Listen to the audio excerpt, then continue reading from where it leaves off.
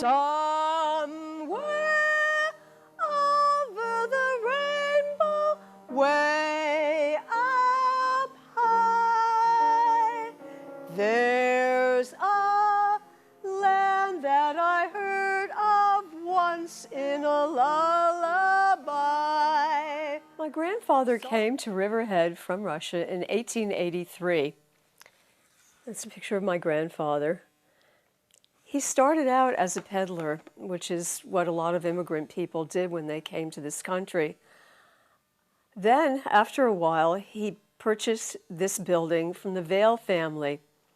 The top part of the building was a movie theater. It was the first movie theater in all of eastern Long Island.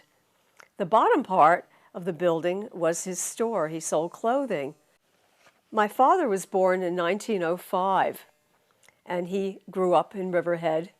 When he married my mother, their family house that they lived in was where the traffic circle on Peconic Avenue is now. When they built, there was really no road going to the Hamptons at that point. There was just like a dirt path. And when they built the road going to the Hamptons, it went right through the house. The house actually, from what I recollect, the house started out, it was like what they call a halfway house. It was when people traveled. Now, in those days, of course, there were no automobiles, so people went everywhere with horse and carriages.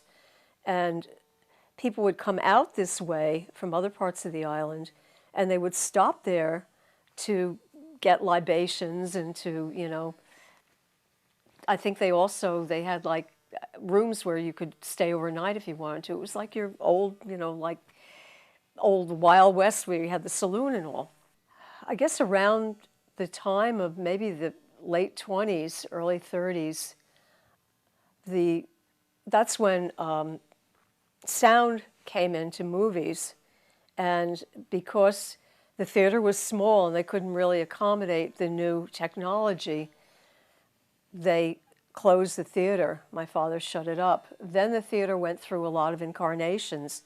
And for most of my childhood, I never even knew the theater existed. It was all locked up. I knew there was something on top of my father's store, and I was always very, very curious about it. And I always said, "Dad, can I see the upstairs of your store?" And he would say, "Oh, yeah, one of these days." Well, finally, on my 16th birthday, as kind of a birthday present to me, my dad took me up and unlocked the door, and there was this magnificent theater. And I just was like, just spellbound. I couldn't believe what it was like Dorothy and the Wizard of Oz. I mean, I couldn't believe this place. It was so incredible.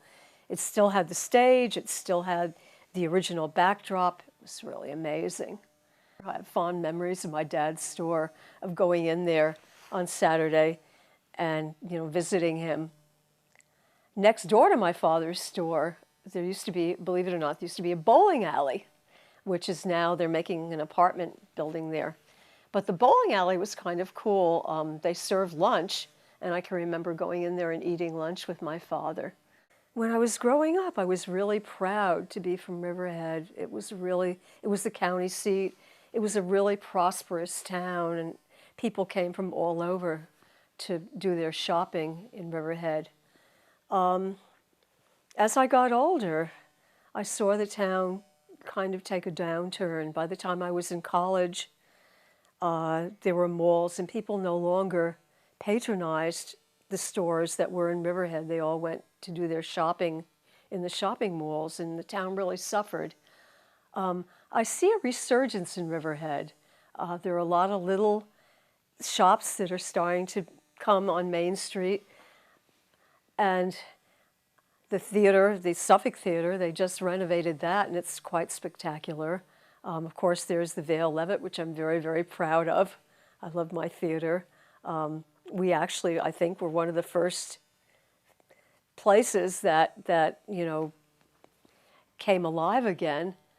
I really have hopes for Riverhead. I think that there's going to be a lot of prosperity happening here, and the town is going to be, I see the future of the town becoming what it used to be.